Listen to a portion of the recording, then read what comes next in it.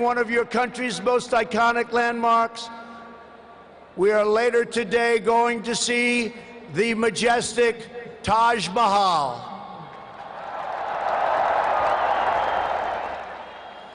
The Prime Minister and I will also continue our important discussions about how to deepen the relationship between our two great countries. Both of us understand that when leaders put the interests of their own citizens first, we can forge strong and fair partnerships to build a safer and more prosperous world. Just months ago, this critical partnership took a major step forward when the U.S. military and your brave Indian Armed Forces conducted the first ever air, land, and sea military exercises between our two countries. It was something to behold. We called it Tiger Triumph. As we continue to build our defense cooperation, the United States looks forward to providing India with some of the best and most feared military equipment on the planet.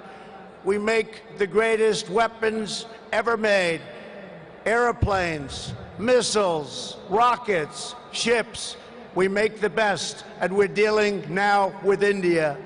But this includes advanced air defense systems and armed and unarmed aerial vehicles. And I am pleased to announce that tomorrow our representatives will sign deals to sell over $3 billion in the absolute finest state-of-the-art military helicopters and other equipment to the Indian Armed Forces. I believe that the United States should be India's premier defense partner, and that's the way it's working out. Together, we will defend our sovereignty, security, and protect a free and open Indo-Pacific region for our children and for many, many generations to come. The United States and India are also firmly united in our ironclad resolve to defend our citizens from the threat of radical Islamic terrorism.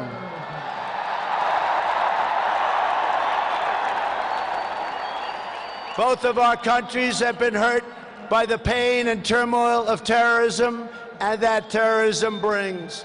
Under my administration, we unleashed the full power of the American military on bloodthirsty killers of ISIS in Iraq and in Syria. Today, the ISIS territorial caliphate has been 100% destroyed, and the monster known as al-Baghdadi, the founder and leader of ISIS, is dead.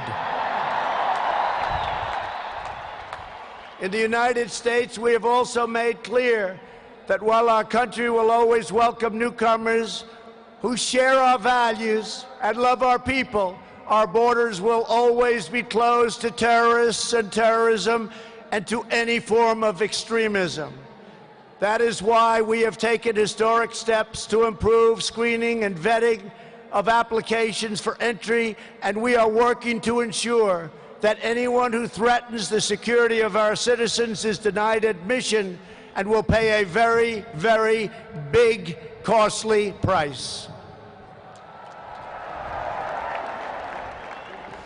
Every nation has the right to secure and controlled borders. The United States and India are committed to working together to stop terrorists and to fight their ideology. For this reason, since taking office, my administration is working in a very positive way with Pakistan to crack down on the terrorist organizations and militants that operate on the Pakistani border. Our relationship with Pakistan is a very good one.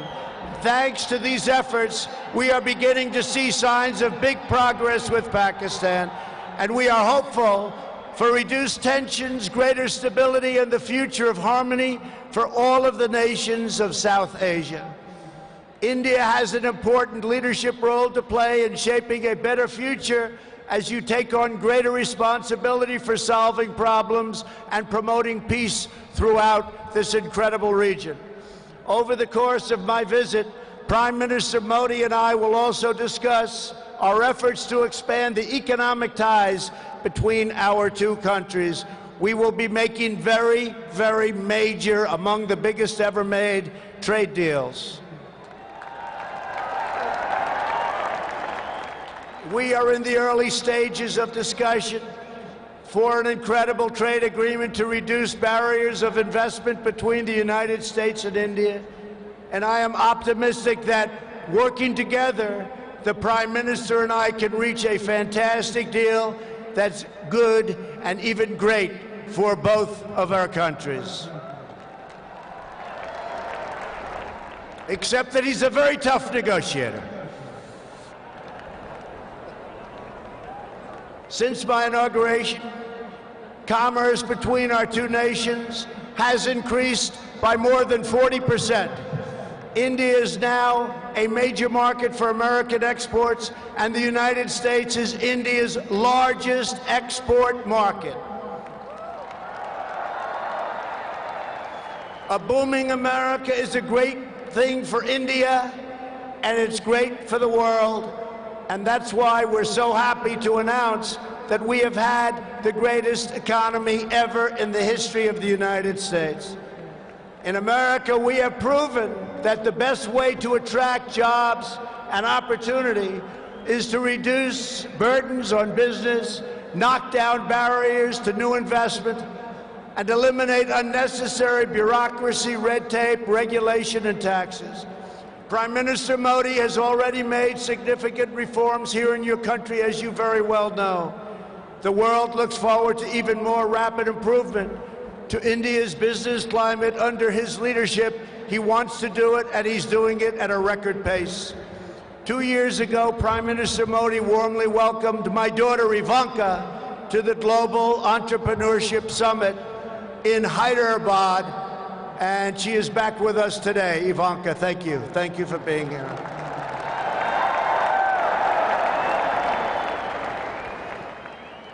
We are delighted to be joined as well by dozens of Indian women entrepreneurs who are helping to build your nation's future.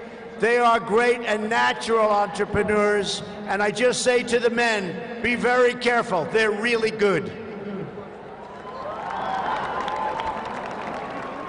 The United States and India are also working closely together on the future of space exploration.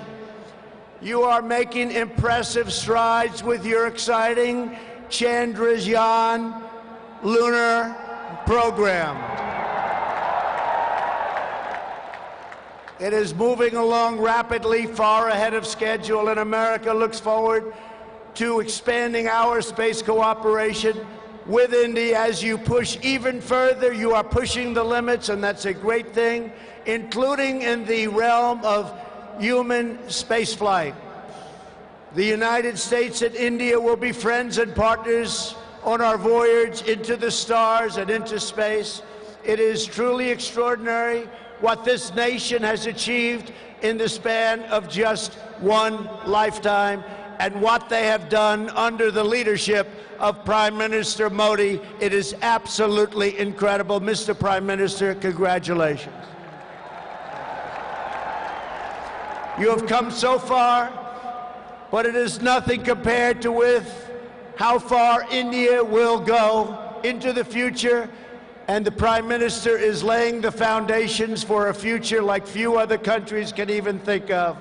This nation is blessed with many treasures, from the sacred banks of the Ganges to the Golden Temple and the Jama Masjid. It is the home to some of the most cherished cultural heritage anywhere on earth. It is also the land of stunning vistas and astounding natural wonders, from the rugged peaks of the Himalayas to the splendid shores of Goa. And India has always been a wellspring of deep wisdom and great ideas, from the Vestas and the ancient epics all the way to the modern India nation. But standing before all of you today, I know that true strength of India is not found in its textbooks, its landmarks, or its landscapes. The true strength of India is found in 125,000 beating hearts in this stadium, and the millions and millions of people who have seen and witnessed our great friendship and admiration today. It is all found in the soul and the spirit of the Indian people. Your courage won and secured this nation's independence. Your devotion built this great and enduring democracy. And it is your dreams that will power this country to a future, even greater progress, prosperity, equality, and opportunity for every citizen across your land. So today I say to every Indian, North and South, Hindu and Muslim, Jewish and Christian, rich and poor, young and old, take pride in the glories of your past. Unite for an even brighter future. And let our two nations always stand together as powerful defenders of peace and liberty and the hope of a better world for all of humanity. Thank you again, Prime Minister Modi, for your hospitality, and thank you, India, for this phenomenal welcome. I want to just leave by saying, God bless India, God bless the United States of America. We love you, India, very much. Thank you. Thank you.